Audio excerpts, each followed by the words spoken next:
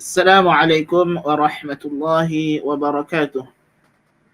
الحمد لله نحمده ونستعينه ونستهديه ونستغفره ونتوب إليه ونعوذ بالله من شرور أنفسنا وسيئات أعمالنا. من يهده الله فلا مضل له ومن يضلله فلا هادي له. وأشهد أن لا إله إلا الله وحده لا شريك له وأشهد أن محمدا عبده ورسوله. اللهم صل وسلم وبارك على نبينا محمد وعلى آله وصحبه أجمعين. أما بعد. Para penonton, semoga Allah Subhanahu wa taala merahmati dan memberkati kita pada pagi ini dan sepanjang hari ini.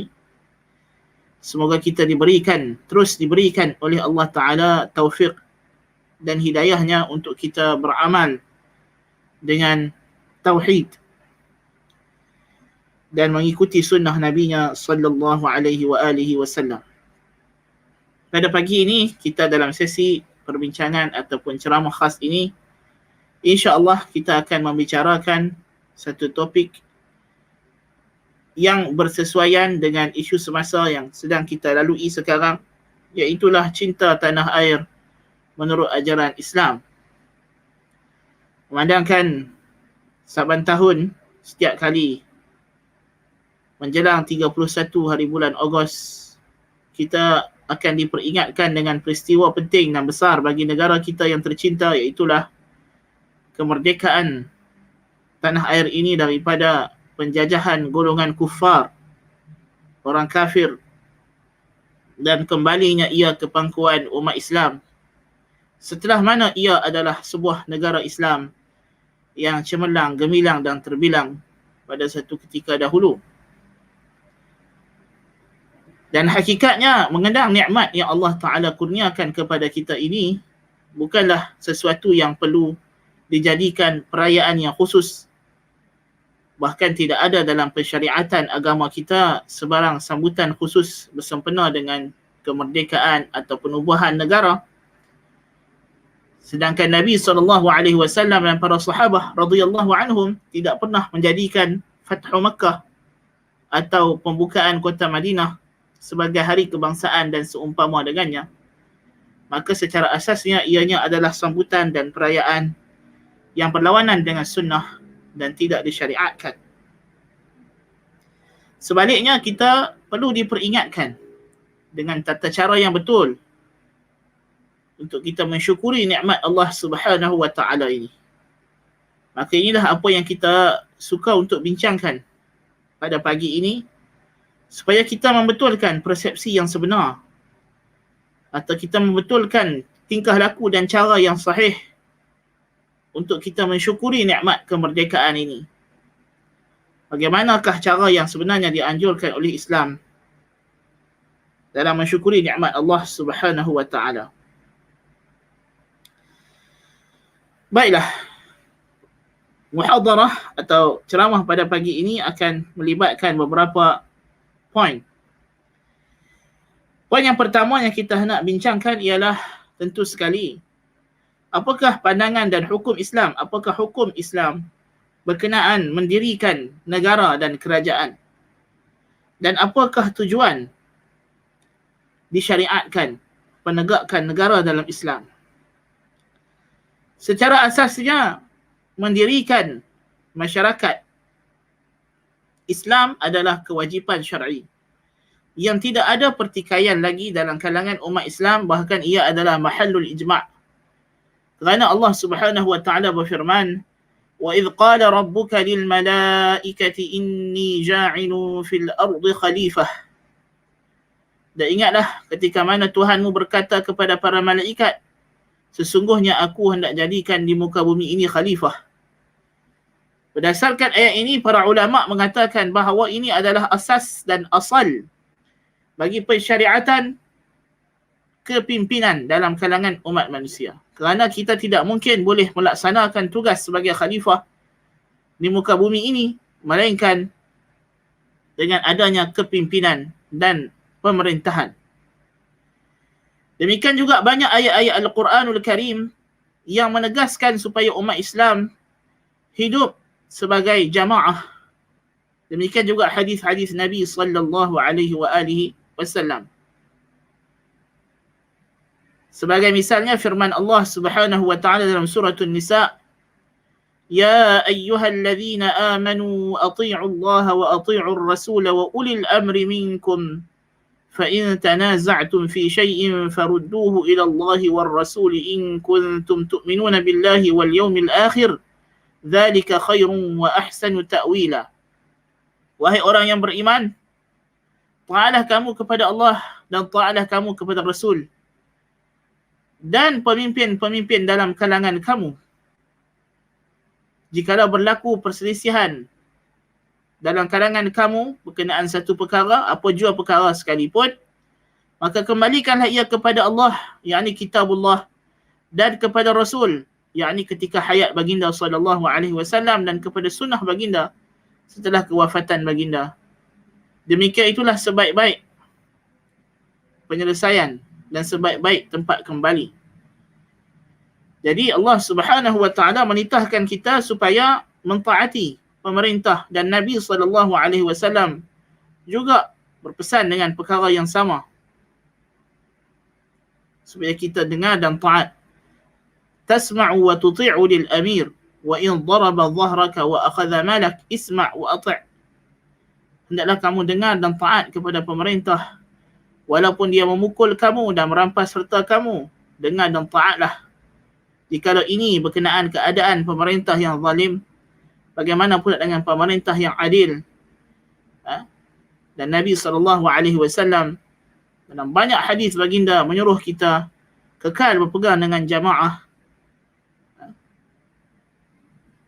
dan mencela mati jahiliyah. Nabi kata, man khala'a, ataupun siapa yang mencabut tangannya minal bai'ah, daripada perjanjian setia dengan pemerintah, maka dia telah mencabut tali Islam daripada lehernya. Dan jikalau dia mati, maka dia mati daripada mati-mati jahiliyah, kerana masyarakat jahiliyah adalah masyarakat yang tidak pernah kenal hidup dalam sebuah pemimpin. Mereka hidup berpuak-puak, berkabilah-kabilah di dalam satu negeri dan kampung yang sama.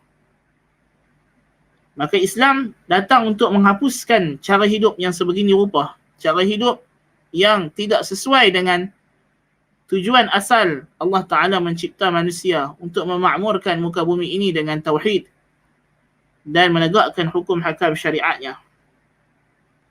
Maka sebab itulah tidak ada khilaf dalam kalangan ulama ahli sunnah wal jamaah bahawasanya menegakkan pemerintahan dan menubuhkan negara yang berteraskan kepada agama Islam adalah wajib syar'an, adalah satu fardu yang mesti dilaksanakan oleh umat.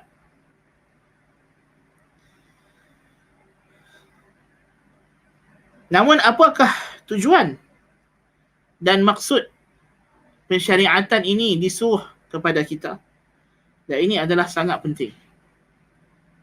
Ini adalah sangat penting kerana untuk kita faham kenapa, apa tanggungjawab kita sebagai Muslim terhadap negara, apakah fungsi kita sebagai rakyat bagi sesebuah negara, maka kita kena faham kenapa negara itu disuruh oleh Islam untuk diwujudkan, kenapa kerajaan itu disuruh oleh Islam ditegakkan. Tidak lain tidak bukan tujuan dan maksud yang paling besar sekali ialah untuk melaksanakan al-amru bil ma'ruf wan nahyu 'anil munkar. Kerana ini adalah perintah daripada Allah Ta'ala supaya umat Islam menjadi umat yang menyuruh kepada yang ma'ruf dan mencegah daripada kemungkaran. Sebagaimana firman Allah Ta'ala, وَلْتَكُمْ مِنْكُمْ أُمَّةٌ يَدْعُونَ إِلَى الْخَيْرِ وَيَأْمُرُونَ بِالْمَعْرُوفِ وَيَنْهَوْنَ عَنِ الْمُنْكَرِ وَأُولَٰئِكَ هُمُ الْمُفْلِحُونَ. Dalam surah Ali Imran ayat 104. Allah berfirman, hendaklah kamu menjadi umat yang menyeru kepada kebaikan, yakni mengajak manusia masuk Islam, dan menyuruh dengan yang ma'ruf dan mencegah segala kemungkaran. Mereka itulah golongan yang berjaya. Jadi perintah di sini perintah mutawajjihun ila al-ummah, sama ada min. Di sini kita nak kata dia adalah min tab'idiyah, sebahagian, maknanya kenalah ada sebahagian daripada kamu yang melaksanakan tugas dakwah, menyeru manusia ke arah Islam, mencegah kemungkaran, menyuruh yang ma'ruf. Atau ini adalah sifat supaya umat Islam secara umumnya menjadi umat yang begini sifatnya. Ala kulli hal, ala kila taqdiraini, natijahnya sama, iaitulah mesti ada kewajipan ini adalah fardun alal kifayah. Mesti ada sekumpulan daripada kalangan umat Islam yang bangkit menegakkan kewajipan ini. Dan tidak lain tidak bukan, kewajipan ini ditegakkan dan dilaksanakan sepanjang Islam ini diwujudkan, sepanjang datangnya utusan Nabi SAW, semenjak Nabi berhijrah ke Madinah Al-Munawwarah. Tugas ini telah digalas oleh pemerintah Islam dari zaman berzaman. Dan Allah Subhanahu wa taala kemudiannya mensifatkan umat Islam sebagai kuntum khaira ummatin ukhrijat lin-nasi ta'muruna bil ma'ruf wa tanhauna 'anil munkari wa tu'minuna billah. Kamulah sebaik-baik umat yang dikeluarkan untuk manusia. Kamu menyuruh yang ma'ruf, mencegah yang mungkar, dan kamu beriman dengan Allah. Maka umat Islam sifatnya begini. Maka kalau begitu sifat umat Islam, maka kerajaan, pemerintah yang mewakili umat Islam, itulah tujuannya. Tujuannya tidak lain tidak bukan adalah iqamatul adl, menegakkan keadilan yang terselah pada al-amru bil ma'ruf wan nahyu 'anil munkar, menyuruh yang ma'ruf dan mencegah kemungkaran. Allah Subhanahu wa taala menyatakan dalam surah Al-Hajj, alladzina in makkannahum fil ardi aqamus salata wa atawuz zakata wa amaru bil ma'ruf wa nahaw 'anil munkari walillahi 'aqibatul umur. Mereka yang jikalau kami berikan kedudukan yang teguh kepada mereka di permukaan bumi, mereka yang kami berikan kuasa di muka bumi ini, mereka menegakkan salat, mengeluarkan zakat, menyuruh dengan ma'ruf, mencegah daripada yang mungkar, dan kepada Allah lah kembali segala urusan.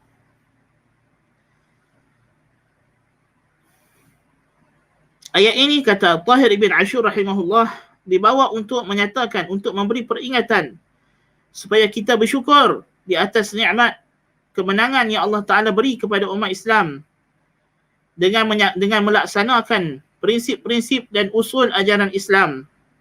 Kerana dengan melaksanakan perkara itulah pertolongan dan kemenangan daripada Allah akan berterusan, dan sistem jamaah umat Islam akan sejahtera dan terurus dan selamat daripada sebarang kekacauan.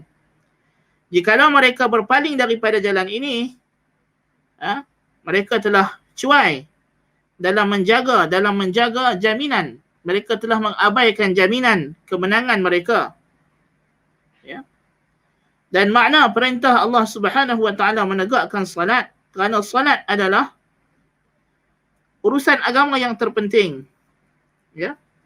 Manakala urusan zakat, supaya umat Islam itu sentiasa merasakan mereka hidup sebagai satu komuniti, satu jamaah yang saling bantu-membantu.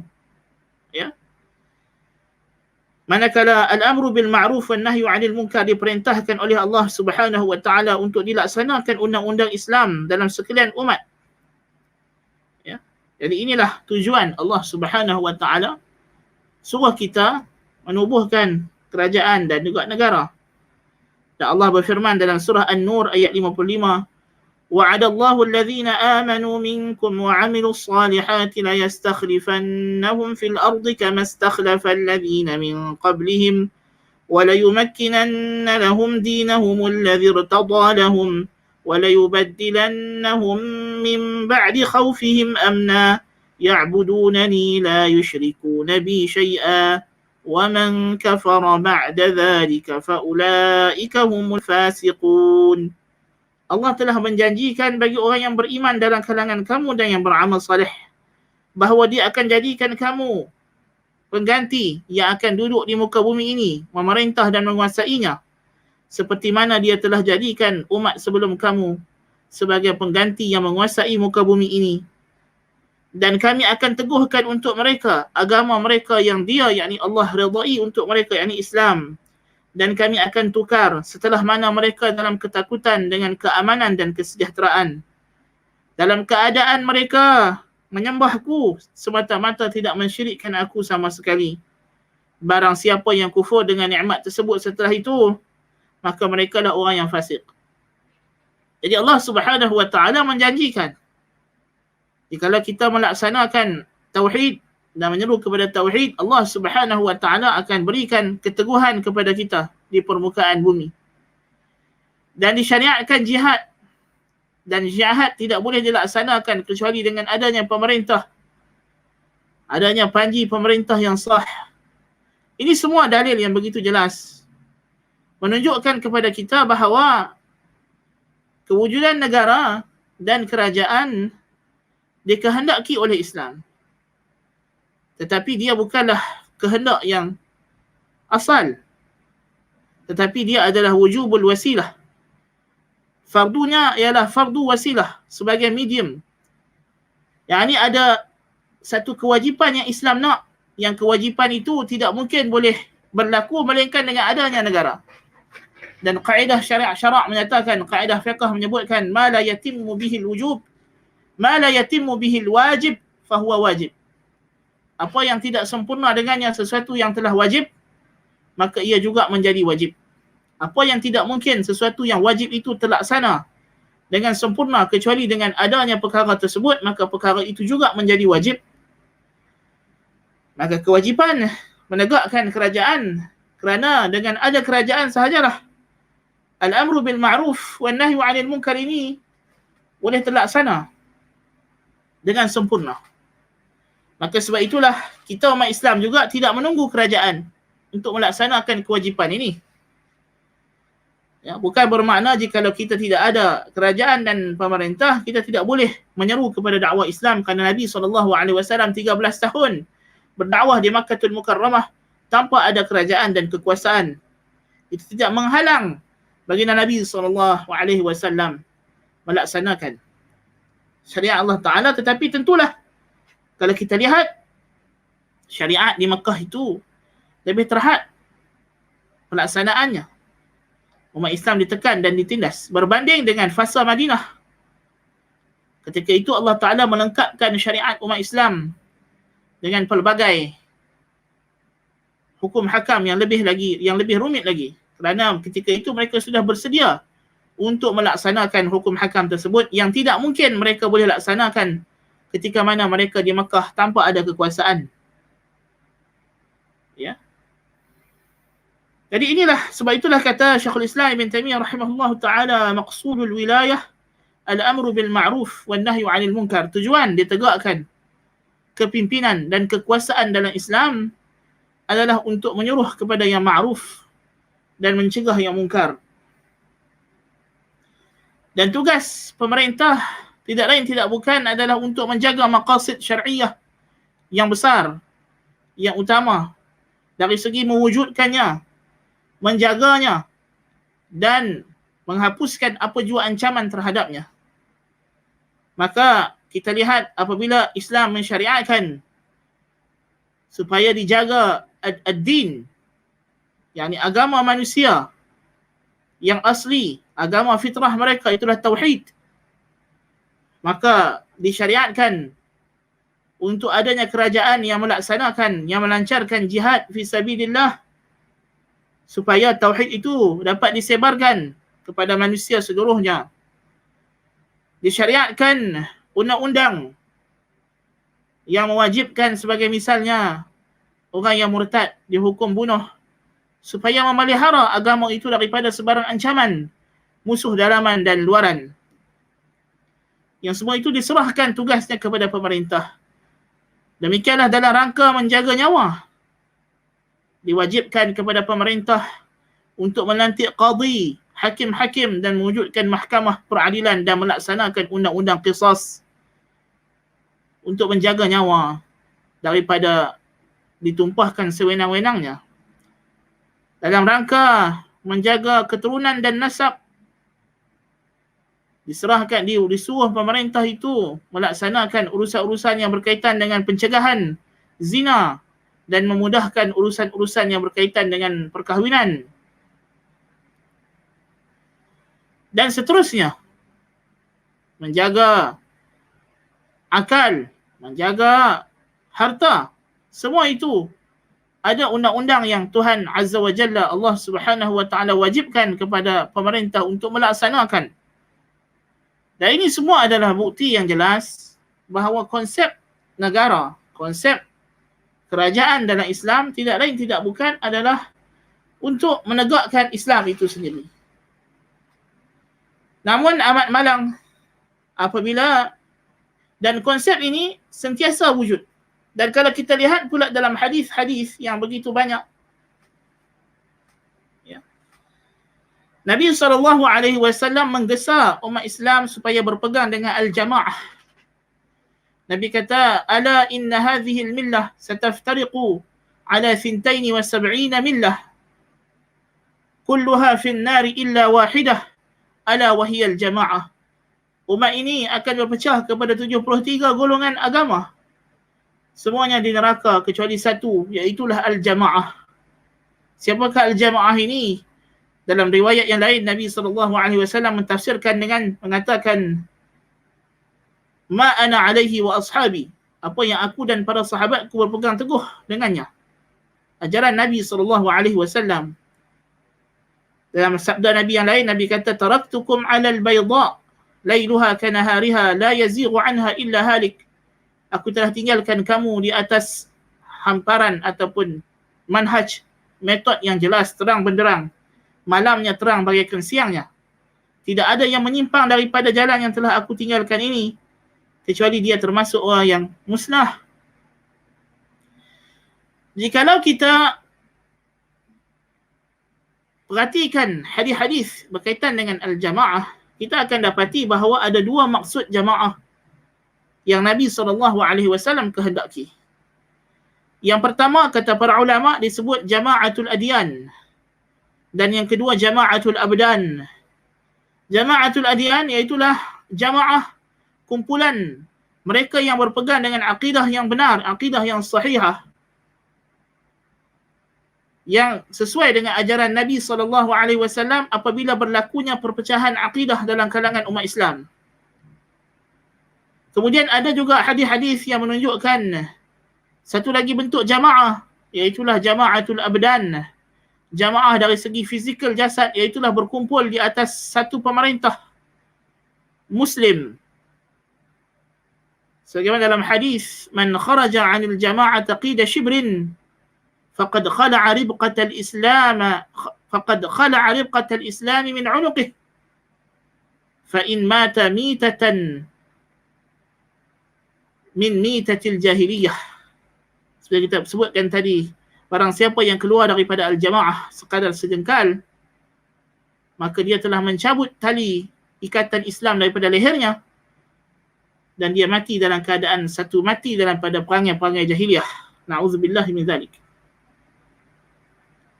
Dan Nabi bersabda, la tarji'u ba'di kuffara yadribu ba'dukum riqaba ba'din. Janganlah kamu kembali selepasku mati nanti menjadi seperti perangai orang kafir, berbunuh-bunuhan bersama sendiri. Yang tentu sekali ini adalah keadaan jahiliyah.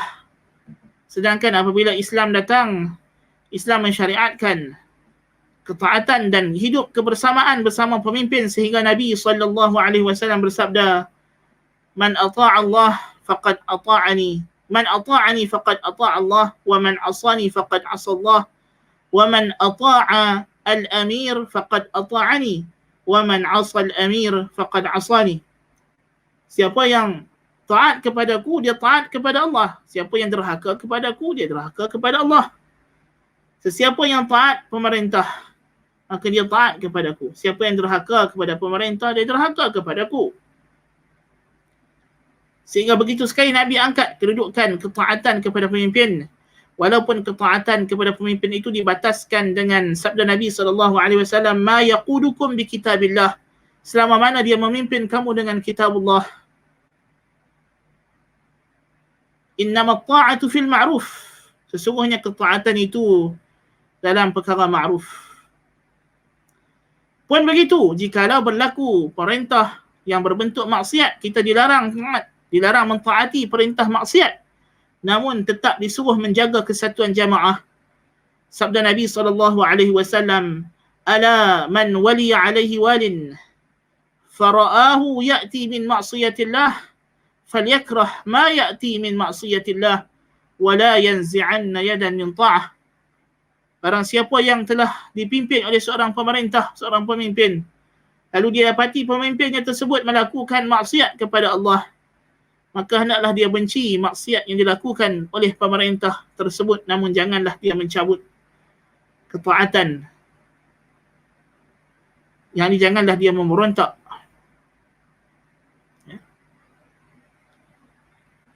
Dan Nabi SAW bersabda, khiyaru a'immatikum alladhina tuhibbunahum wa yuhibbunakum wa yusalluna alaikum wa tusalluna alaihim, wa shiraru a'immatikum alladhina tubghidunahum wa yubghidunakum wa tal'anunakum wa yal'anunahum wa tal'anunahum wa yal'anunakum. Seelok-elok pemerintah kamu yang kamu cintakan mereka, mereka cintakan kamu. Kamu mendoakan mereka, mereka mendoakan kamu. Seburuk-buruk pemerintah kamu yang kamu benci mereka, mereka juga bencikan kamu. Kamu melaknat mereka, mereka laknat kamu. Saling tuduh menuduh dan salah menyalahkan. Ditanya kepada Rasulullah SAW, afala nunabidhuhum ya Rasulullah, apakah tidak patut ketika itu kami menggulingkan dan menjatuhkan dia ya Rasulullah? Kata Nabi SAW, la, tak boleh. Ma aqamu fikumus salah, selagi mana dia mendirikan dan menegakkan salat dalam kalangan kamu. Dan sabda Nabi SAW, akan ada pemerintah dalam kalangan kamu nanti yang meminta hak mereka, tapi mereka tidak memberi kamu hak kamu. Maka Nabi SAW ditanya apa yang kita patut buat. Maka Nabi kata, berilah kepada mereka hak mereka dan mintalah hak kamu daripada Allah Subhanahu wa taala.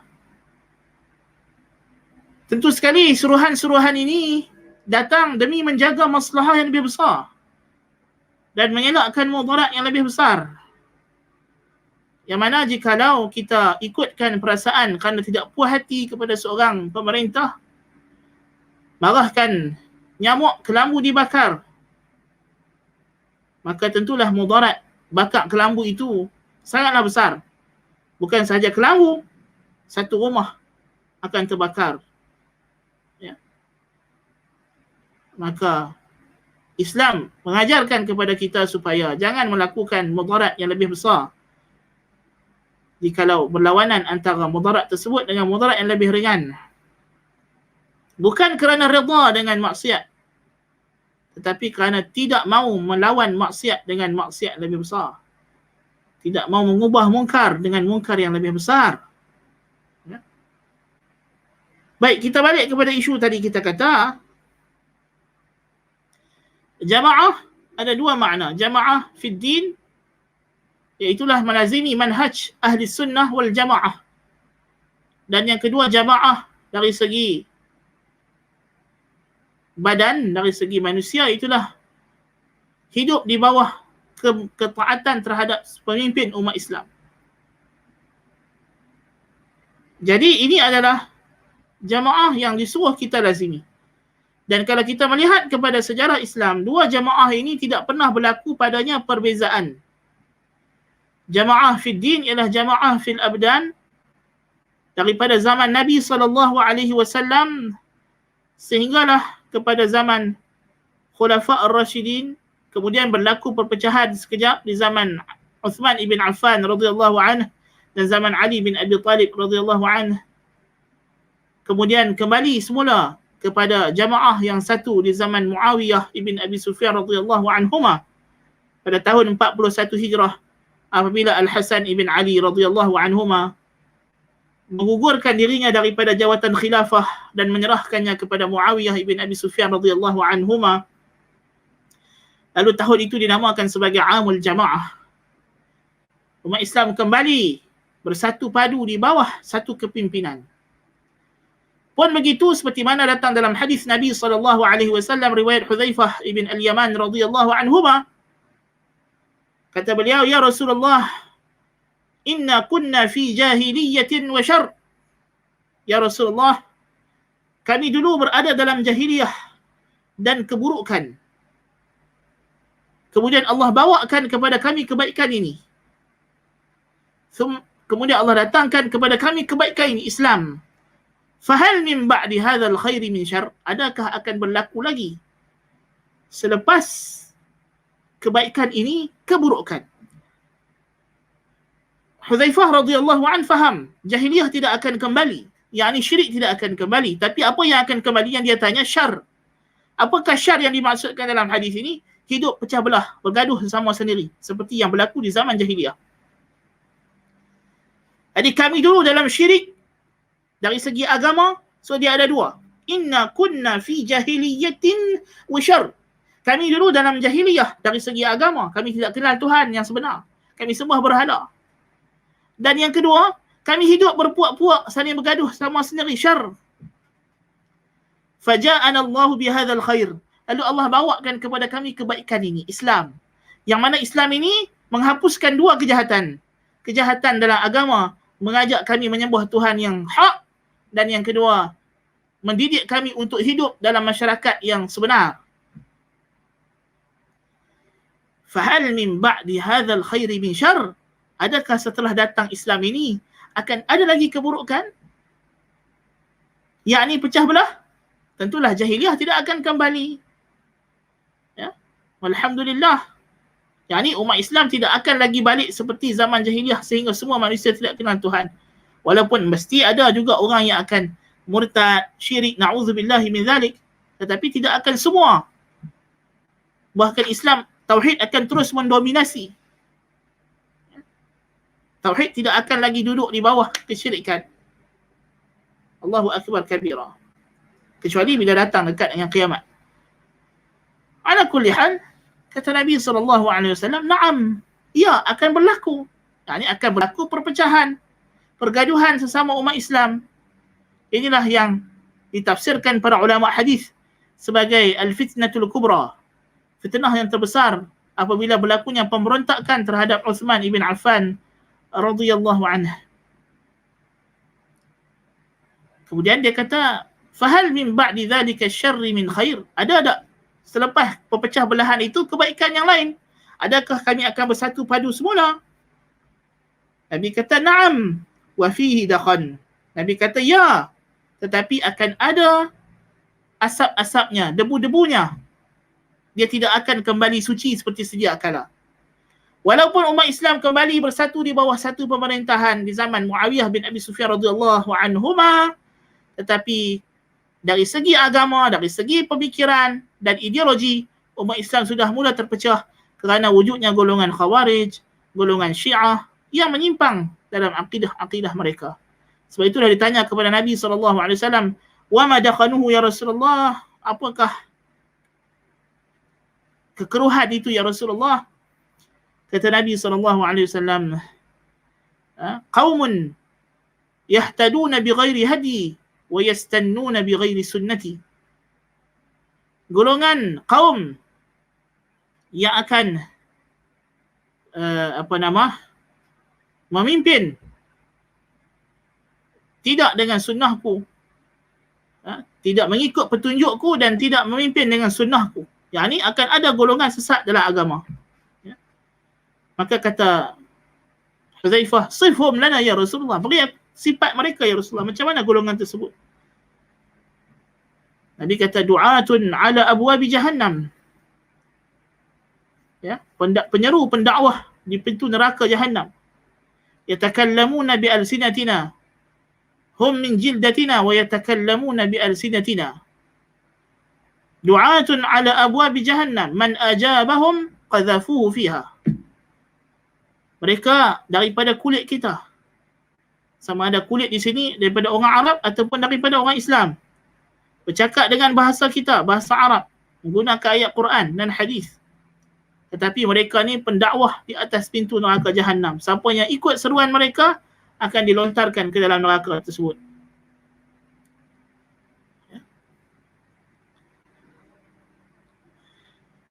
Jadi, dan bila ditanya kepada Rasulullah SAW keadaan ini, apa yang patut aku buat ya Rasulullah? Huzaifah tanya, Nabi SAW bagi satu penyelesaian.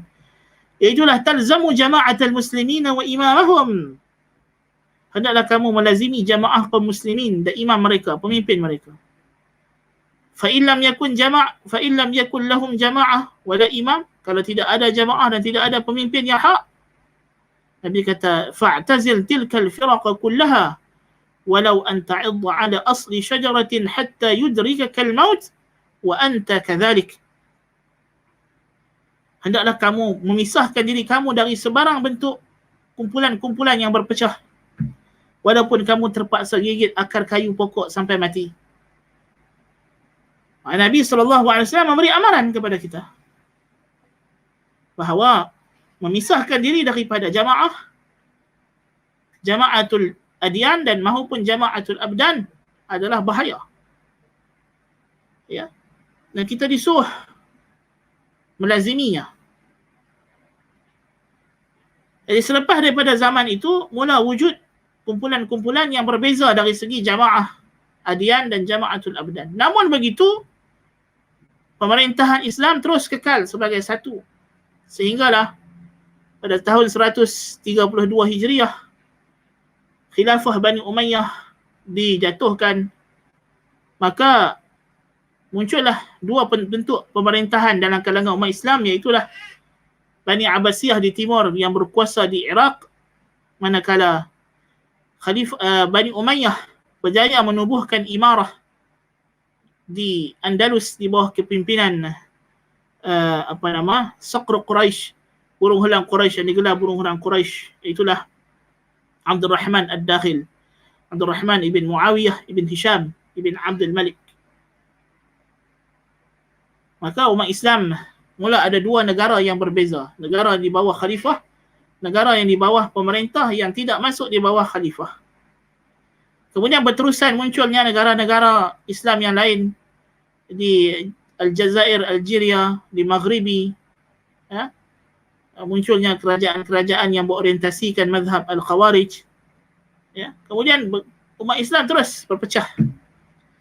Pun begitu, negara-negara Islam ini still membawa panji Islam. Ya? Walaupun mereka berada di bawah negara-negara yang pelbagai.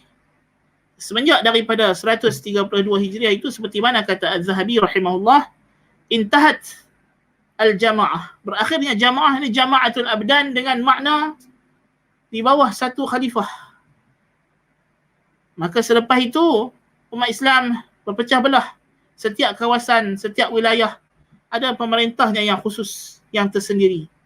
Sama ada kerajaan itu besar atau kecil. Ya. Bahkan sehinggakan apabila jatuhnya kerajaan Bani Umayyah di Andalus, Andalusia itu sendiri terbahagi kepada sejumlah kerajaan yang disebut sebagai Mulukut Tawaif.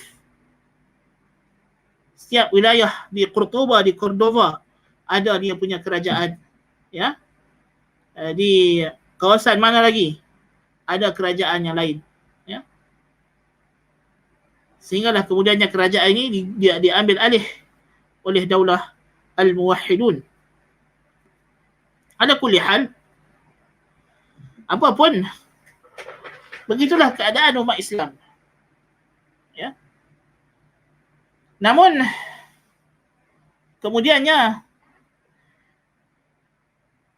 umat Islam mengalami keadaan yang lebih teruk dari segi jamaah politik ini apabila mereka dijajah oleh tentera-tentera salib baharu.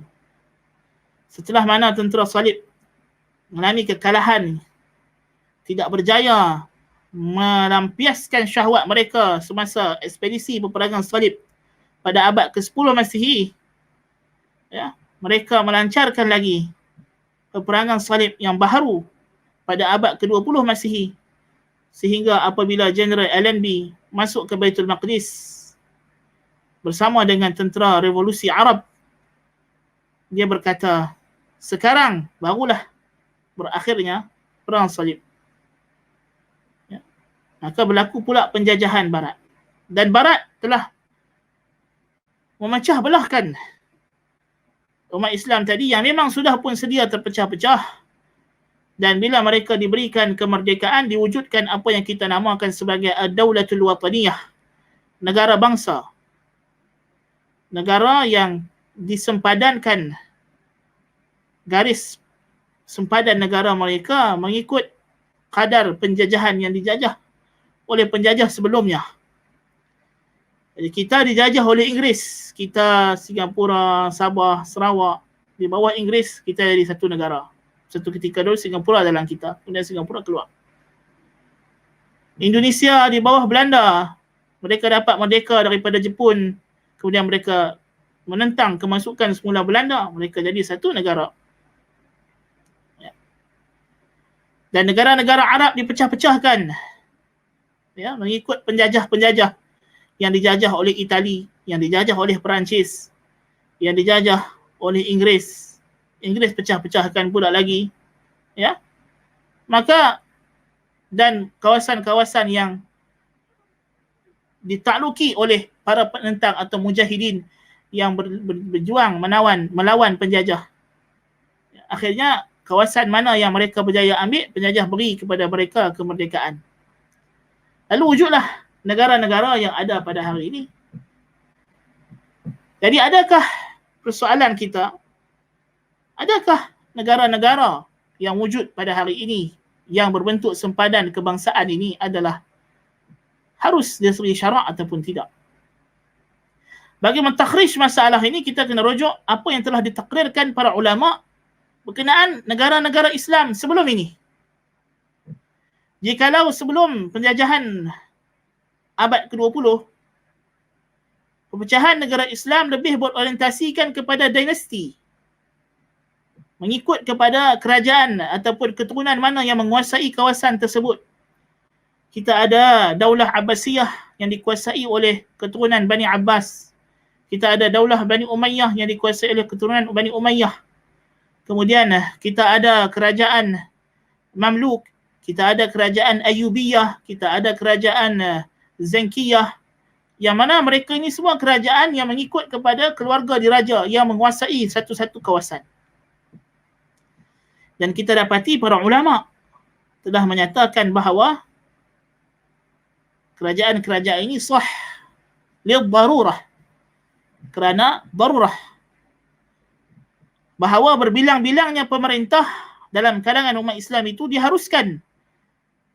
Seperti mana kata Syekhul Islam Ibn Taymiyah rahimahullahu ta'ala, jikalau berlaku kezaliman dalam kalangan umat sehingga setiap wilayah itu ada pemerintahnya yang tersendiri, maka wajiblah ke atas setiap pemerintah wilayah itu melaksanakan apa-apa kewajipan yang dipertanggungjawabkan ke atas Al-Imamul A'zam, iaitulah khalifah. Maka setiap wilayah ini pemerintahnya mengambil alih tanggungjawab Al-Imamul A'zam, khalifah. Maka dari segi fatwa-fatwa ini daripada Syekhul Islam Ibn Taymiyah rahimahullah, daripada Syaukani rahimahullah, daripada Syekh Muhammad Ibn Abdul Wahab rahimahullah, bahkan sebelum-sebelumnya ditaksilkan para ulama dalam kitab-kitab siasah syar'iyah seperti Imam Abul Ma'ali Al-Juwaini dalam Al-Ghiyathi dan sebagainya. Maka kita dapat takhrijkan keadaan ad-dual al-wataniyah pada hari ini. Kerajaan-kerajaannya adalah diiktiraf sebagai pemerintah yang sah. Dan setiap rakyat bagi negara ini bersama pemerintahnya adalah jama'atul badan, jamaah politik yang disuruh oleh syarak supaya kita berpegang dengannya. Supaya kita, kita dilarang keluar daripada jamaah ini. Walaupun ada beberapa perbezaan yang ketara berbanding dengan kerajaan yang berlaku pada sebelum penjajahan abad ke-20, kita dapati negara-negara bangsa ini ada yang berorientasikan Islam sepenuhnya dan ada negara yang menerima pakai sistem penjajah yang ditinggalkan kepada mereka dengan dicampur adukkan dengan warisan asal nenek moyang mereka, iaitulah agama Islam. Tetapi ini tidak memberikan kesan pada hukum asal hukum negara ini bahawa dia adalah valid secara darurah. Maknanya walaupun ianya sah, tetapi dalam masa yang sama umat Islam mesti berusaha untuk menyatupadukan umat Islam.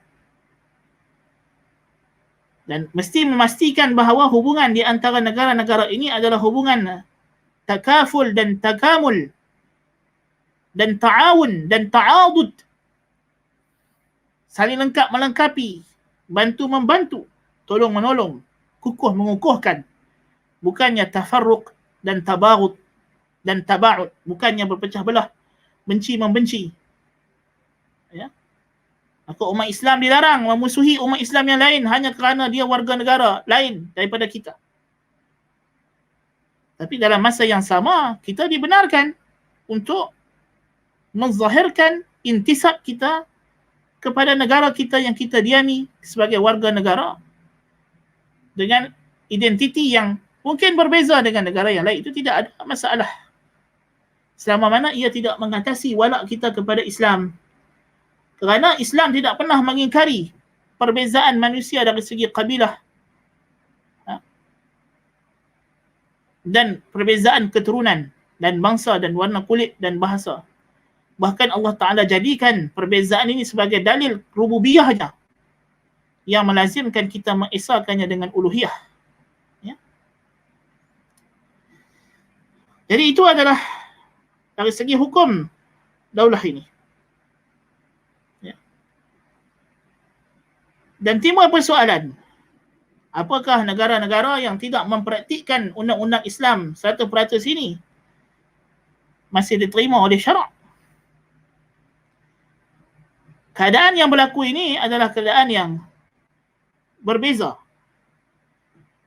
Walaupun pernah berlaku dalam sejarah Islam apabila Mongol menyerang dan menakluki Baghdad, mereka menukar Baghdad itu menjadi wilayah yang baharu. Pemerintahnya orang kafir, Hulaku Khan, yang mengasaskan kerajaan Ilkhanid.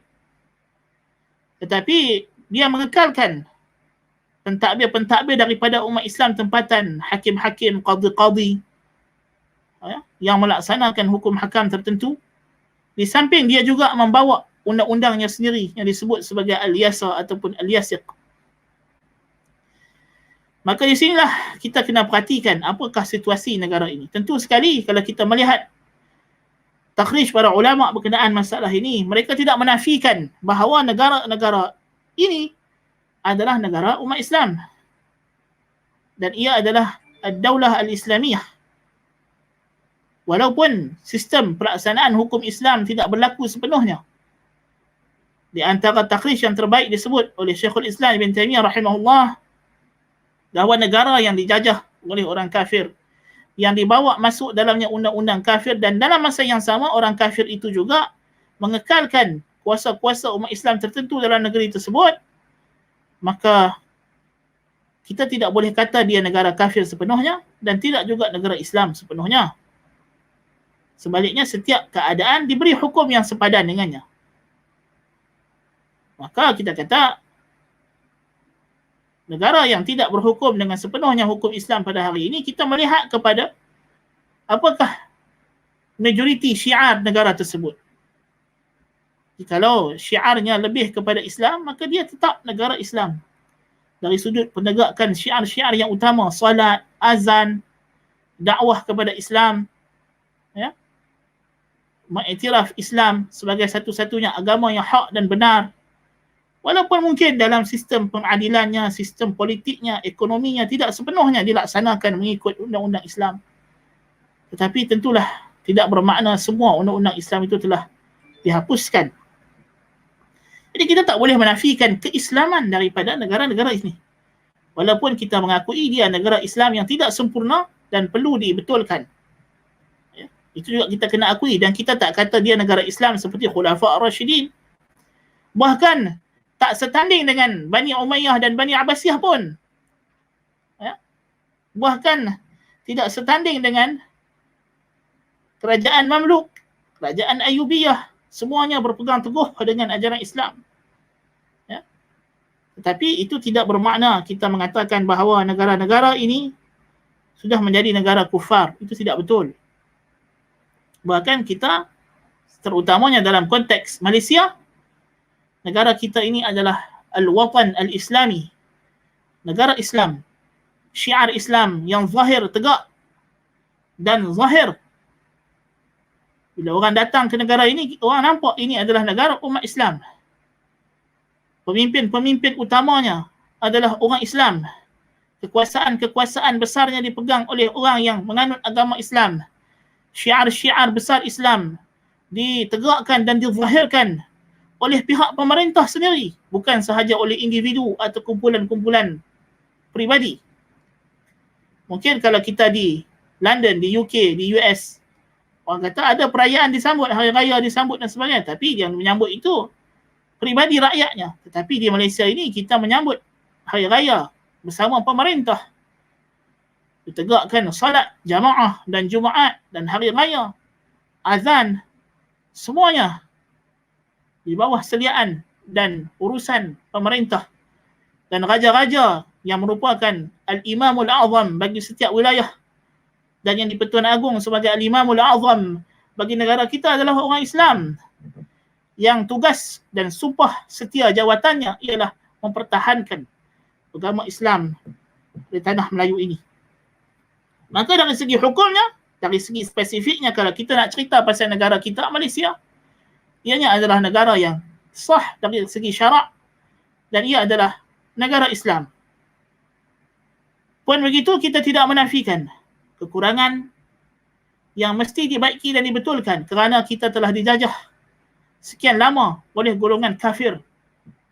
Bermula dengan kedatangan golongan Portugis pada abad ke-16 Masihi, ya, di bawah pimpinan seorang yang kafir lagi terlaknat, Alfonso de Albuquerque, yang bersekutu dengan kerajaan Safavid Syiah, na'udzubillahi min zalik, ya, membawa agenda peperangan salib, ya. Maka kerajaan Islam terus berjihad menentang golongan kafir ini. Tidak dapat dinafikan lagi, sejelek-jelek penjajah yang pernah menjajah tanah Melayu ini, dari segi tipu daya mereka, dari segi kelicikan mereka, ialah penjajah Inggeris. Portugis datang, dia tembak orang kita, bunuh. Dia cabut batu-batu nisan orang Islam. Dia selongkak kubuk-kubuk sultan-sultan Melaka. Dia bakar masjid-masjid. Maka umat Islam tidak teragak-agak mengatakan ini adalah kafir yang datang hendak merosakkan Islam di muka bumi Melayu. Bila Belanda datang, dia hanya merampas Melaka daripada orang Islam, daripada orang Portugis. Dan dia meneruskan siasahnya di tanah Melayu. Pada awal kedatangannya, dia melakukan seperti itu. Dia mengusir putera-putera raja, putera-putera Islam, pemerintah-pemerintah Islam seperti pemerintah Jayakarta dan sebagainya, yang jelas nampak permusuhannya kepada Islam. Tetapi bila datang Inggeris menzahirkan mereka kononnya tidak mau kacau adat resam budaya orang Melayu. Maka dia kata kami tak kacau agama Islam. Tetapi kalau kita tengok penentangan-penentangan awal yang dibangkitkan oleh para ulama di tanah Melayu ini, tidak lain tidak bukan kerana campur tangan Inggeris dalam mengubah undang-undang Allah Subhanahu wa taala. Kalau kita mengenang perjuangan Haji Abdul Rahman Limbong menentang Inggeris kerana memperkenalkan undang-undang tanah yang berlawanan dengan hukum syarak. Ya, walaupun tanah Melayu proses pengislaman sistem perundangan agak lewat, kerana walaupun setelah mana Islam masuk ke Melaka dan lain-lain tempat, undang-undang Islam tidak diamalkan 100%. Tetapi seperti yang pernah disebutkan salah seorang penjajah Inggeris, dia kata kalau kita tidak datang tepat pada masanya ke tanah Melayu, tentulah tanah Melayu ini sudah akan dikuasai oleh undang-undang Islam. Na'udzubillahi min zalik. Itulah yang mereka tidak mahu sebenarnya. Ya. Dan penjajah memang memusuhi dakwah Islam. Ya. Kalau kita tengok apa yang dibuat di Belanda pada abad ke-18, semasa mereka menjajah Indonesia, bila datang pendakwah-pendakwah daripada Makkah, daripada Semenanjung, Tanah Arab, daripada Hijaz, pendakwah ini dia akan dihalau, dihantar keluar daripada kepulauan Nusantara dengan alasan mereka membawa fahaman Wahabi. Fahaman Wahabi, atas nama Wahabi itu jadikan senjata oleh penjajah Barat untuk menyekat apa sahaja dakwah Islamiah, dakwah yang menyeru kepada tauhid dan jihad fi sabilillah. Kerana ketika itu diketahui bahawa golongan Salafi di kerajaan Arab Saudi mainkan peranan penting bersama dengan pemerintah Oman, Al-Qawasim di Oman, yang menggerakkan ekspedisi jihad menyerang kapal-kapal Inggeris di Teluk Arab. Ala kulli hal,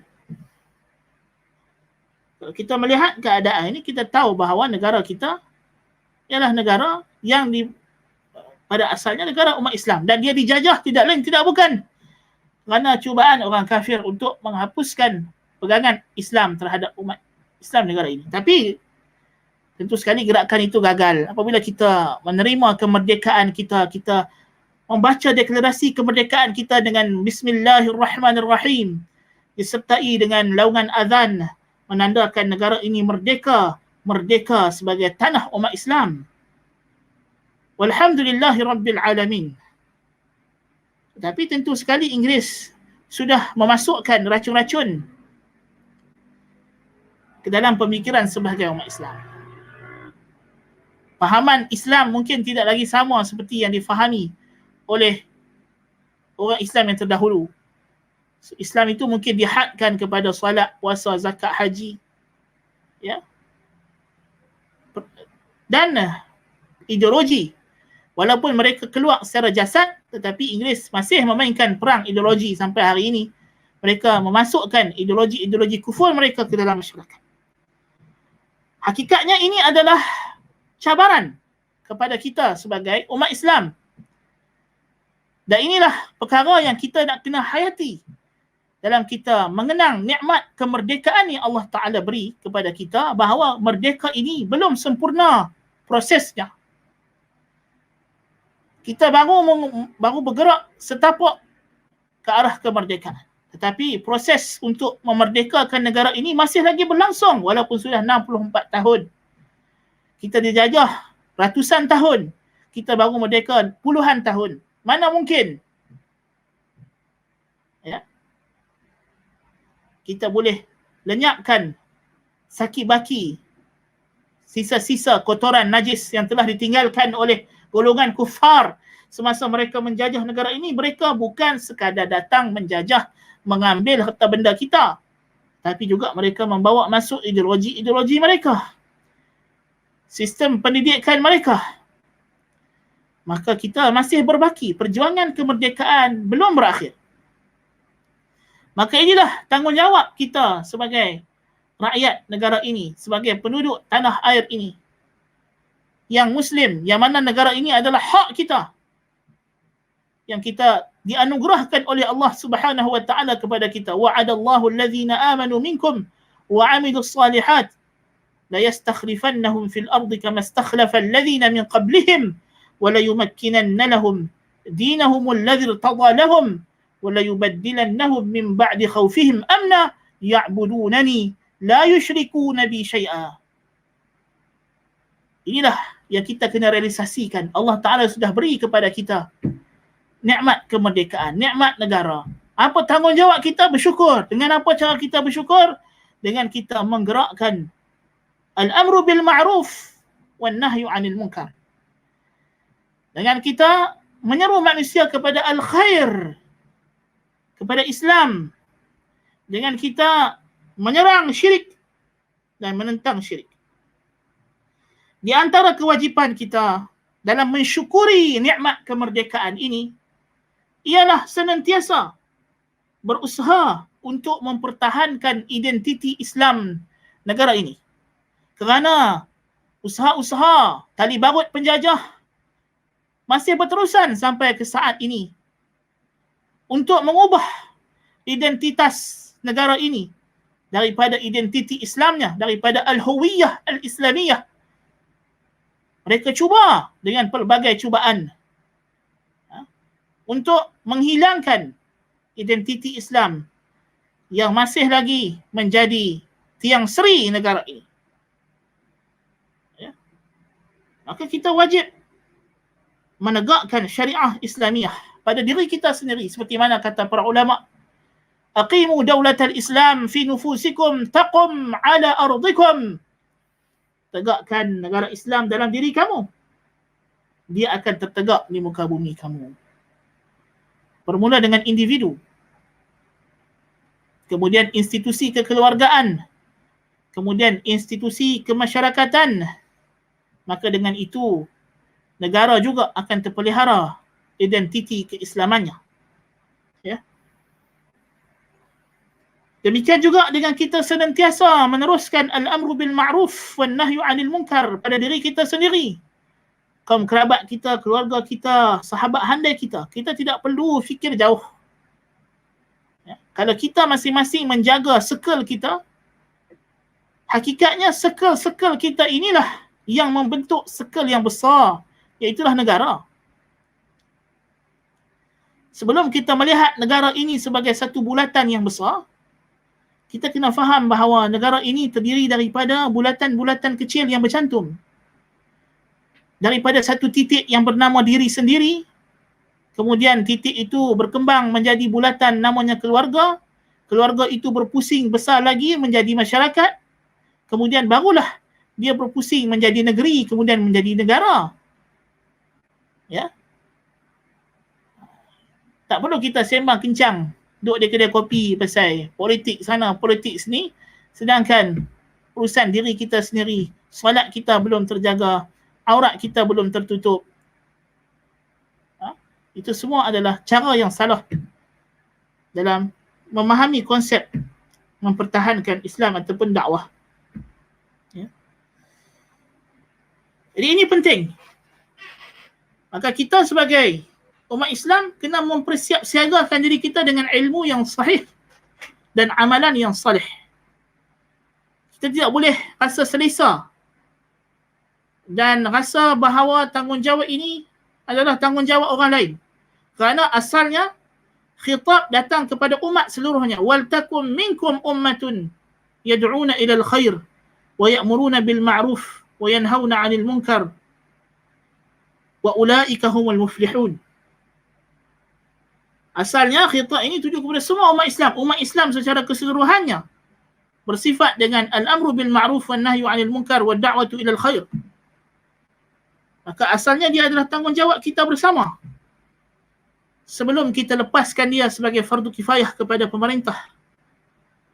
Maka jikalau pemerintah tidak cukup tangan untuk melaksanakan perkara ini, kewajipan fardu kifayah itu masih tertanggung atas kita. Orang Melayu, dia silap faham. Dia kata fardu kifayah, seorang buat yang lain tak payah. Salah. Bukan semua fardu kifayah cukup dengan seorang. Boleh jadi 100 orang, boleh jadi 1000 orang baru lepas. Bergantung kepada kewajipan itu sendiri. Ya. Ada fardu kifayah yang cukup dengan seorang, tapi ada fardu kifayah yang tak cukup dengan seorang. Itu kita kena fahami. Ya.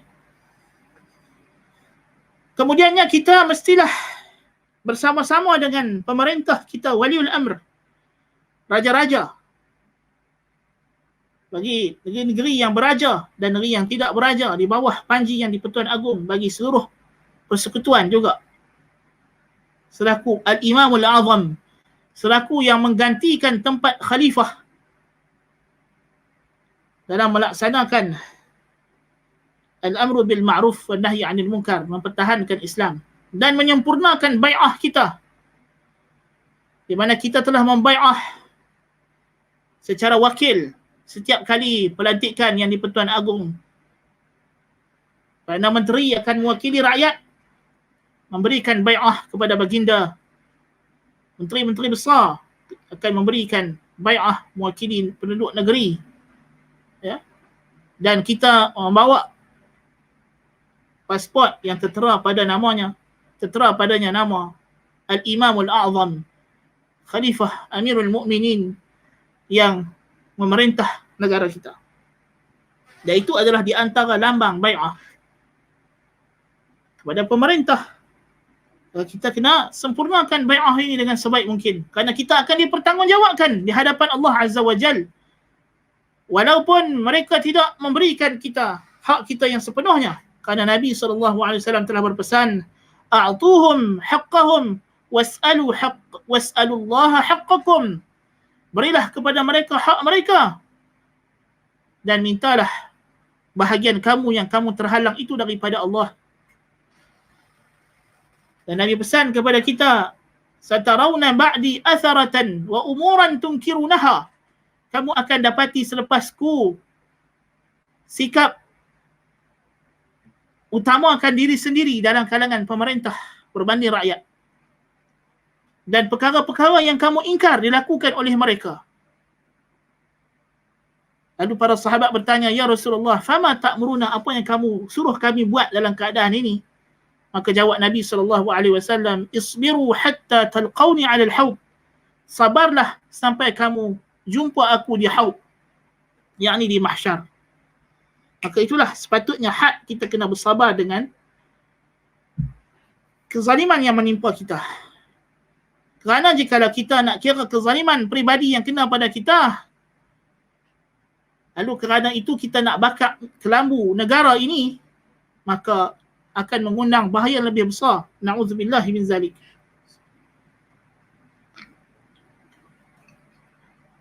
Dan kita kena sedar, negara-negara kafir terus memainkan peranan dalam usaha untuk mengucar kacirkan negara umat Islam. Kita tengok apa yang berlaku di Afghanistan. 20 tahun lepas mereka datang menjajah, penceroboh Afghanistan. Kononnya untuk menyelamatkan, untuk menentang keganasan dan menggulingkan pemerintahan Taliban yang mereka kata tak bawa kemajuan. 20 tahun mereka memerintah, menjajah dan menjarah hasil bumi Afghanistan. Mereka membunuh orang-orang awam Afghanistan, yang mana mereka lah musuh sebenar Afghanistan. Hari ini bila mereka keluar, mereka kata kami tak pernah datang untuk memajukan negara. Kami datang hanya nak perang dan hapuskan ancaman terhadap negara kami. Betapa tertipunya. Lihatlah nasib tali barut mereka. Terkejak-kejak ke lapangan terbang kerana hidup dulu mereka bergantung hayat dengan Amerika ini. Sekarang sudah takut bila orang Taliban datang balik. Kerana mereka sedar mereka telah mengkhianati tanah air. Tapi apa yang mereka buat kalau dulu di Vietnam, tentera Amerika tendang tangga orang Vietnam yang nak ikut dia naik helikopter. Hari ini mereka lenyek orang Afghanistan dengan tayar kapal terbang. Benda yang sama tidak pernah berubah. Nas'alullah al-afwa wal-afiyah. Sebab itulah kita dilarang percaya kepada orang kafir. Hujan emas di negeri orang, hujan batu negeri sendiri. Baik lagi negeri sendiri, nenek moyang sudah ajak tapi telinga kita dengar tapi tak mau ikut cakap. Demikianlah apa yang berlaku sepanjang sejarah kita. Ya. Punca kita dijajah. Jangan kita lupa apa yang kita belajar. Jadikan sebagai iktibar.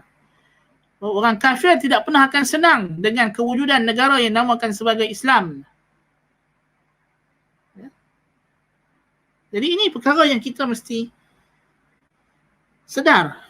Jangan sampai kerana kita marahkan pemimpin-pemimpin tertentu, kita gadaikan kemerdekaan, nikmat kemerdekaan yang Allah Ta'ala telah anugerahkan kepada kita. Dan kita perlu sedar bahaya-bahaya yang menanti kita daripada ideologi-ideologi yang sesat dan songsang yang boleh merosak dan melunturkan identiti Islam negara ini.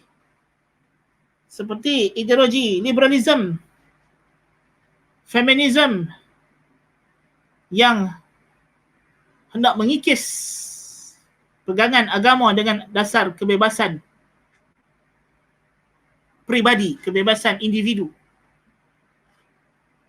Terdapat seruan-seruan kini usaha untuk menghapuskan identiti Islam negara. Kononnya Islam adalah hak pribadi, maka kerajaan tidak boleh ada jabatan-jabatan yang menguatkuasakan agama. Kita kata ini fahaman sekular liberal. Yang mana jikalau kerajaan ini tidak lagi menguatkuasakan agama Islam, bermakna identiti Islam pada negara ini akan hilang. Na'udzubillahi min zalik. Mereka kata kerajaan kena neutral kepada semua agama, sedangkan negara-negara kafir di barat tidak neutral terhadap agama.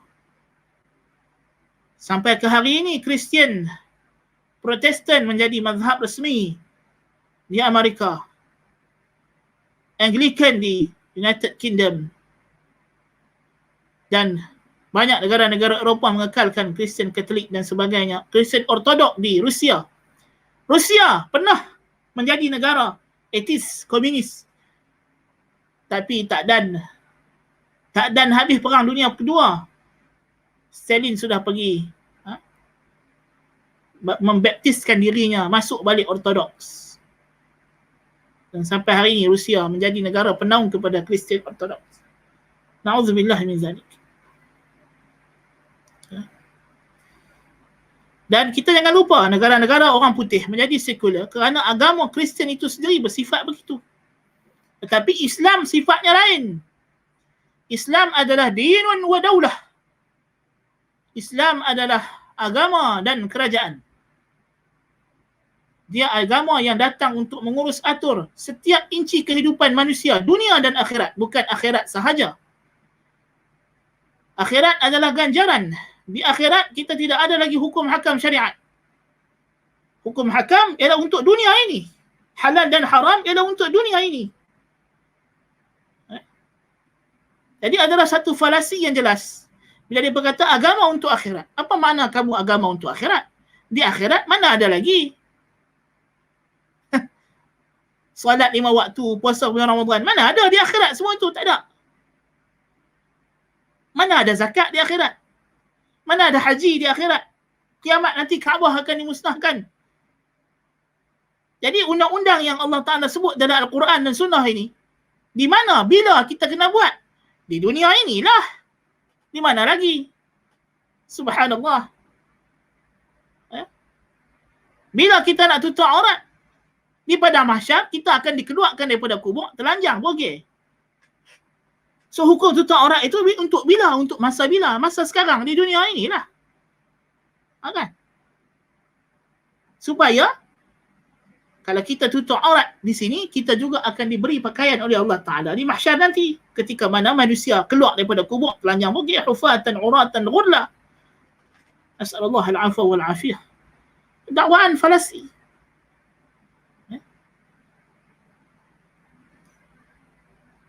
Di akhirat mana lagi ada al-amru bil ma'ruf wan nahyu 'anil munkar? Yang ahli maksiat semua duduk dalam neraka. Dalam syurga semuanya orang yang taat. Semua yang Allah dah redha, nak cegah munkar apa lagi? Nak suruh ma'ruf apa lagi? Jadi al-amru bil ma'ruf wan nahyu 'anil munkar itu bila masa jadi syariatkan? Sekarang di dunia ini, ketika kita masih hidup di dunia. Akhirat darul jaza. Dan dunia inilah darul ibtila. Dunia sekarang ini adalah negeri tempat kita diuji oleh Allah Ta'ala. Diuji dengan apa? Dengan melaksanakan hukum hakam syariatnya. Supaya kita mendapat ganjarannya di akhirat nanti.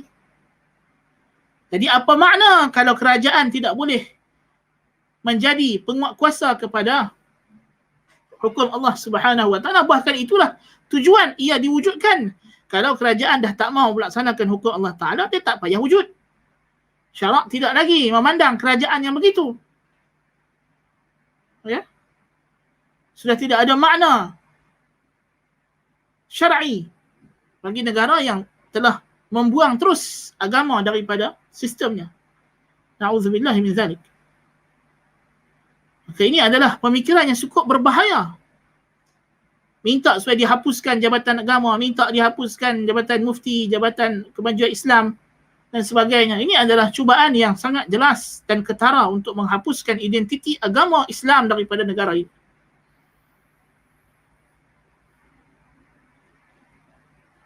Berlaku seruan-seruan anti kepada pemerintahan beraja dan sebagainya. Anti beraja itu bukan kerana raja itu, tapi kerana raja itu mewakili agama. Ya. Itu yang mereka nak buang sebenarnya. Agama itu yang mereka hendak buang. Bukan kerana ada apa sebab pun. Ya. Jadi itu kita kena hati-hati dengan slogan-slogan yang nampaknya macam bagus, tapi hakikatnya dia adalah slogan yang jijik, keji dan kotor. Na'udzubillahi min zalik. Jadi kita jangan termakan dengan taktik-taktik jahat golongan ini. Ideologi yang songsang. Pahaman liberal agama, liberal dalam politik, ya, liberal dalam ekonomi. Demikian juga ideologi yang nak membawa masuk pahaman nasionalisme barat yang menganggap negara lebih tinggi daripada agama. Tidak. Negara adalah alat untuk ditegakkan agama. Agama adalah matlamat. Jikalau negara sudah tidak mau menjunjung agama, agama tidak akan rosak, tapi negara yang akan musnah. Na'udzubillahi min zalik. Demikian juga ideologi demokrasi. Ideologi demokrasi. Kena bezakan demokrasi sebagai ideologi, demokrasi sebagai satu mekanisme. Yang mekanisme itu mungkin ada yang sesuai dengan Islam dan ada yang tak sesuai dengan Islam, yang masih boleh diperbaiki. Tapi sebagai ideologi, iaitulah berpandangan bahawa manusialah yang memiliki hak menghalal dan mengharamkan, bukannya Tuhan. Maka ini jelas berlawanan dengan Islam.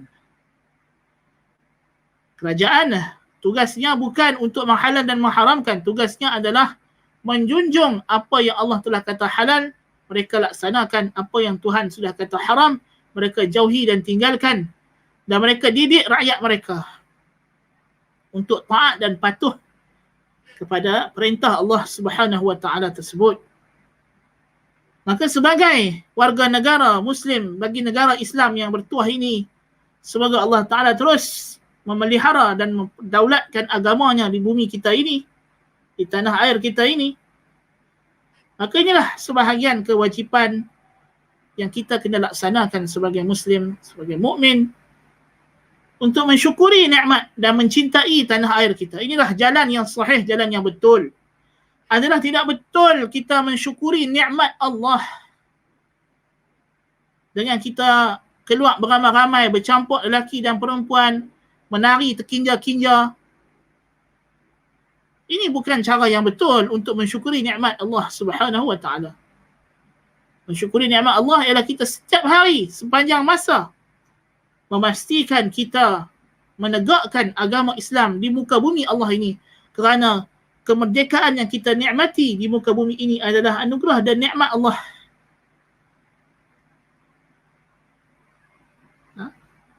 Dan tujuan kita diberikan kemerdekaan di muka bumi ini adalah untuk kita mengabdikan diri kepada Allah Subhanahu wa taala. Ya. Sebab itulah jikalau kita dihimpit di satu permukaan bumi daripada melaksanakan hukum Allah Subhanahu wa taala, kita disuruh berhijrah ke bumi yang lain. Seperti mana Allah Taala kata kepada Allah Taala menceritakan keadaan orang yang mati dalam keadaan kufur dan maksiat dan memberi alasan kerana negara ataupun tempat yang mereka tinggal tidak memberikan ruang untuk mereka melaksanakan agama Allah. Innal ladzina tawaffahumul malaikatu zalimi anfusihim qalu fima kuntum.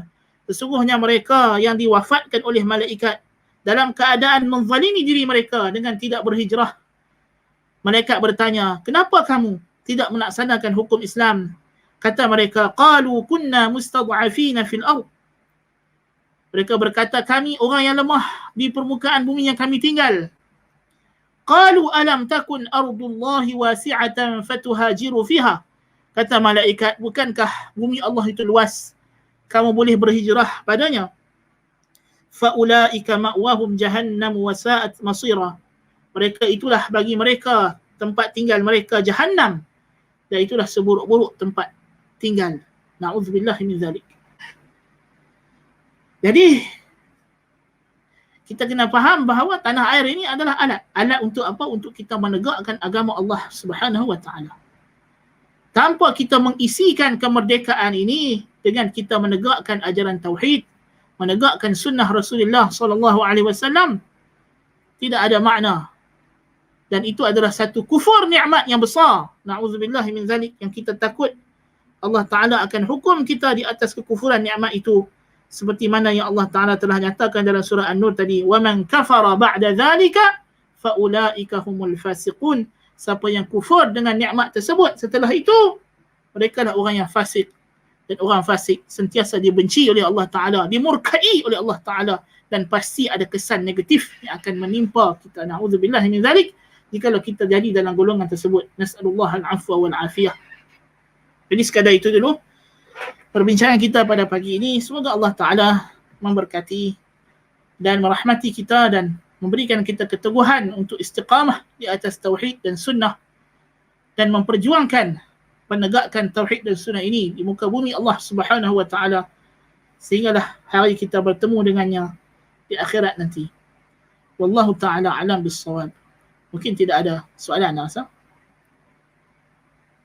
Ada soalan?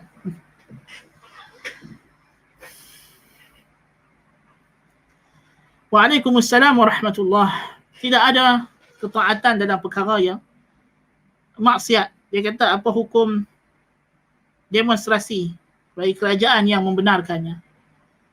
Ya, kerajaan yang membenarkan itu, adakah dia membenarkan dengan redanya, ataupun dia membenarkan itu kerana sistem-sistem taghut yang dipaksakan ke atasnya? Maka kita juga sudah tahu jawapannya. Maka tentulah kita demonstrasi itu bukan kerana memberontak kepada pemerintah, tetapi kerana dia dibina di atas ideologi. Itu adalah main reason kenapa ia dilarang. Setengah orang dia tidak faham. Dia ingat kita melarang demonstrasi kerana itu hanyalah satu bentuk pemberontakan terhadap pemerintah, dan memberontak terhadap pemerintah dilarang kerana pemerintah tak suka. Salah itu. Sama ada pemerintah suka, tak suka, ia dilarang oleh Allah Ta'ala. Ya? Seperti yang berlaku kepada kaum Nabi Shu'aib alaihissalam. Berlaku penipuan dalam timbangan.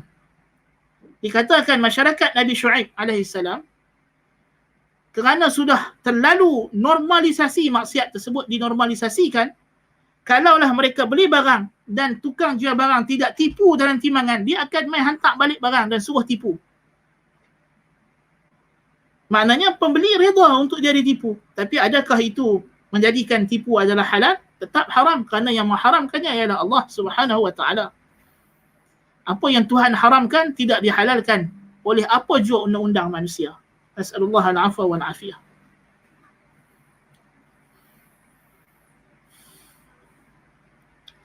Assalamualaikum warahmatullahi.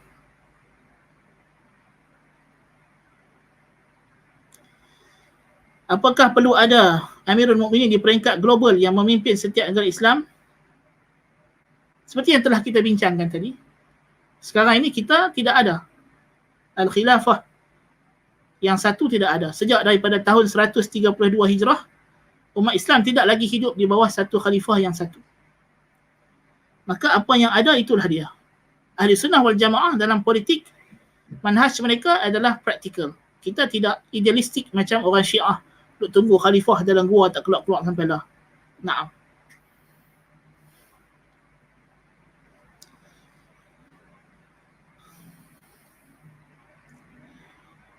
Waalaikumsalam warahmatullahi wabarakatuh. Pemimpin yang berideologi sekular, human right dan sebagainya.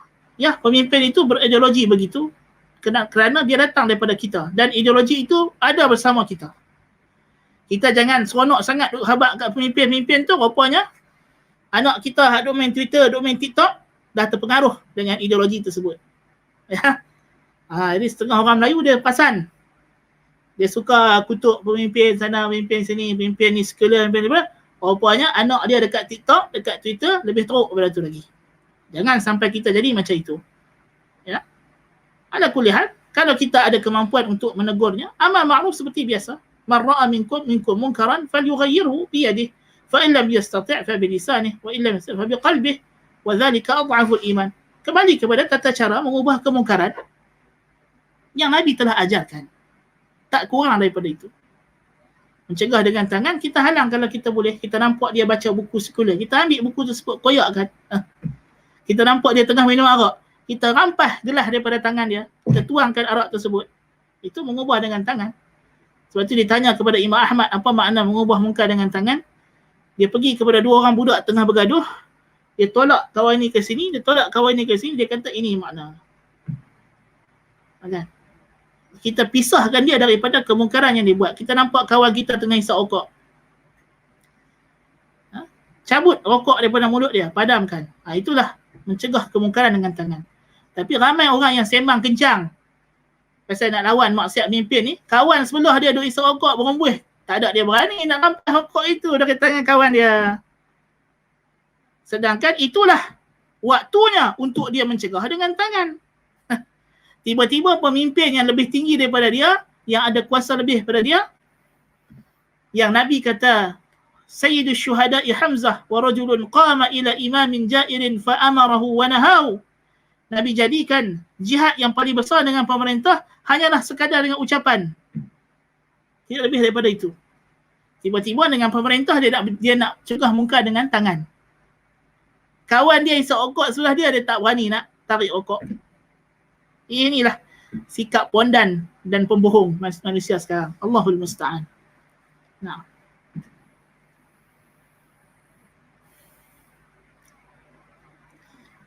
Satu 32 Hijrah, zaman khalifah terakhir Bani Umayyah Marwan Al-Ja'di, digulingkan oleh Abu Abbas As-Saffah. Nah. Assalamualaikum warahmatullahi wabarakatuh. Perjuangan berasaskan bangsa bukan agama, adakah satu asabiah dilarang? Melihat apa maksud berasaskan bangsa. Islam tidak menafikan identiti bangsa. Sebab itu dalam peperangan jihad pun, sepanjang ekspedisi jihad, kalau kita tengok zaman Nabi SAW, zaman Khulafaur Rasyidin, tentera-tentera dibahagikan mengikut kabilah masing-masing. Ya. Kerana setiap kabilah ada specialty dia. Islam tidak pernah menafikan benda ini. Nabi hantar pendakwah kepada setiap kabilah daripada orang kabilah itu sendiri. Allah Ta'ala hantar Rasul daripada kaum Rasul itu sendiri. Ya? Jadi Islam mengambil kira benda ini. Ya? Takkan kita expect orang Arab nak datang buat pertubuhan Islam di tanah Melayu. Tak mungkin. Orang Melayu lah yang kena buat. Kan? Untuk berdakwah di tanah Melayu, kena orang Melayu lah. Walaupun mungkinlah awal itu kita ambil daripada Arab, tapi lebih afdal. Even kalau orang asing nak datang pun, dia kena kenal budaya setempat juga. Dia tak boleh terus datang dan implement budaya tempat dia. Itu salah. Tetapi kalau dimaksudkan bangsa di sini ialah ideologi kebangsaan orang putih, bahawa bangsa itulah segala-galanya, agama tidak ada kepentingan, maka itu tak boleh lah.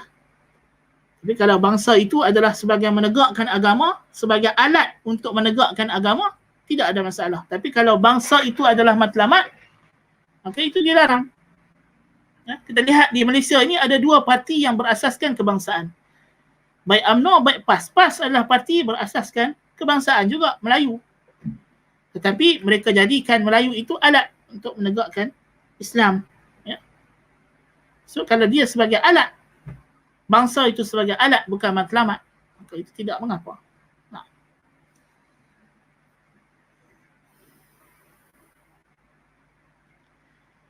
Bani Abbasiyah khilafah bagi kawasan yang dia kuasai, tapi ada kawasan yang bukan di bawah taklukan dia. Bukan semua kawasan masuk di bawah pemerintahan Bani Abbasiyah. Ada kawasan-kawasan yang di bawah imarah-imarah tersendiri. Dari segi makna khilafah dengan makna seperti zaman Khulafa' Ar-Rashidin, itu tidaklah. Khilafah dengan makna zaman Khulafa' Ar-Rashidin berakhir pada zaman Bani Umayyah. Dengan jatuhnya Bani Umayyah sudah tidak ada khalifah dengan makna Al-Imamul A'zam yang satu. Nah.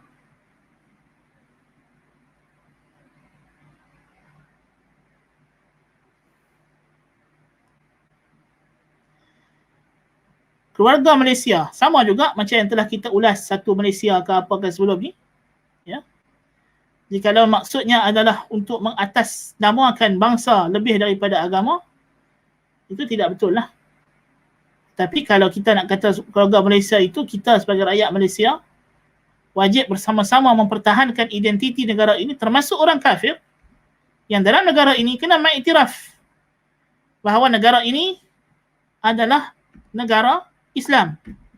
Identitinya Islam, bahasanya bahasa Melayu, tulisannya tulisan Jawi. Ya. Maka jikalau mereka mengiktiraf itu, maka kita kata ya, mereka semua bersama dengan kita. Kerana mereka adalah kafir zimmi. Kafir zimmi adalah warga negara Islam. Ya? Dan mereka kena menjunjung ketuanan umat Islam di negara yang mereka tinggal dan mempertahankan identiti. Walaupun kita bagi kepada mereka kebebasan untuk mereka mengamalkan agama mereka, kita tak paksa mereka tukar agama mereka. Tetapi mereka kena menjunjung identiti negara, iaitulah Islam. Ya, nah.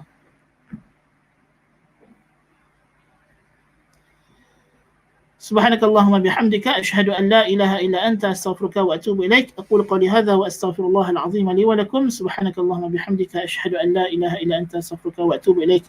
Assalamualaikum warahmatullahi wabarakatuh.